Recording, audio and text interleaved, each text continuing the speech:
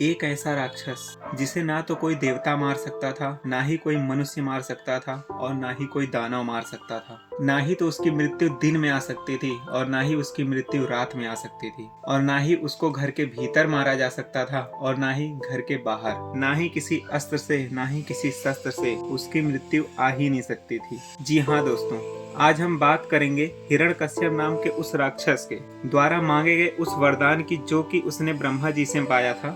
और साथ ही हम उस वरदान को एक्सप्लेन भी करेंगे और कैसे भगवान विष्णु जी ने उस वरदान का पालन करते हुए हिरण्यकश्यप नामक राक्षस का वध किया और उसके द्वारा किए जा रहे अत्याचारों से और उसके पापों से मुक्त किया। तो चलिए दोस्तों, वीडियो को शुरू करते हैं बिना किसी देरी के। तो तपस्या पूरी होने के बाद में जब ब्रह्मा जी प्रकट होते हैं तो पहले तो हिरण्यकश्यप उसे अमर होने का वरदान मांगता है, लेकिन ब्रह्मा जी इस वरदान को देने से मना कर देते हैं और कहते हैं कि ये सृष्टि के नियमों के विरुद्ध है, तो ऐसा मुमकिन नहीं है, ऐसा वरदान मैं नहीं दे सकता।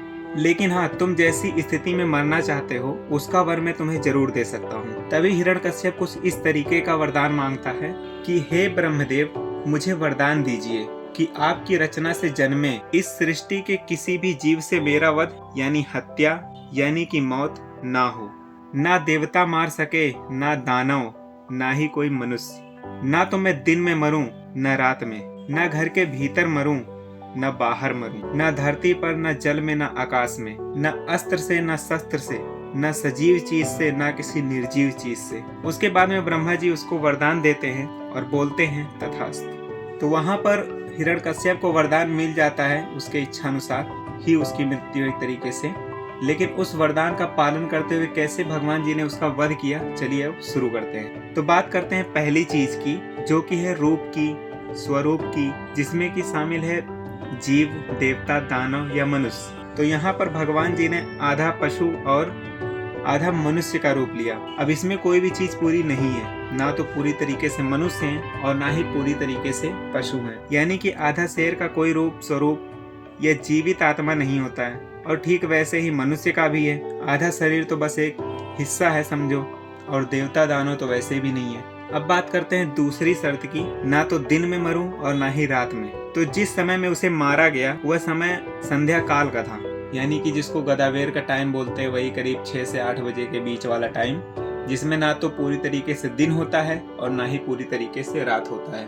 अब बात करते हैं तीसरी शर्त की, जो शर्त थी कि ना तो घर के अंदर हो मृत्यु और ना ही घर के बाहर। तो भगवान जी ने उसे घर के गेट पर मारा था, जो कि ना तो पूरी तरीके से घर के अंदर आता है और ना ही घर के बाहर आता है। चौथी शर्त थी कि ना तो धरती पर हो, न आकाश में, न जल में। तो भगवान जी ने उसके अपने जांघों पर लेटा करके उसको मारा था। वो ना तो पूरी तरीके से धरती पर मरा, ना ही पूरी तरीके से आकाश में, और ना ही पूरी तरीके से जल में। पांचवी जो शर्त है वो थी किसी अस्त्र से ना मरूं, किसी शस्त्र से ना मरूं। तो भगवान जी ने बिना किसी अस्त्र या बिना किसी शस्त्र से उसे अपने नाखूनों से उसका सीना फाड़ा था।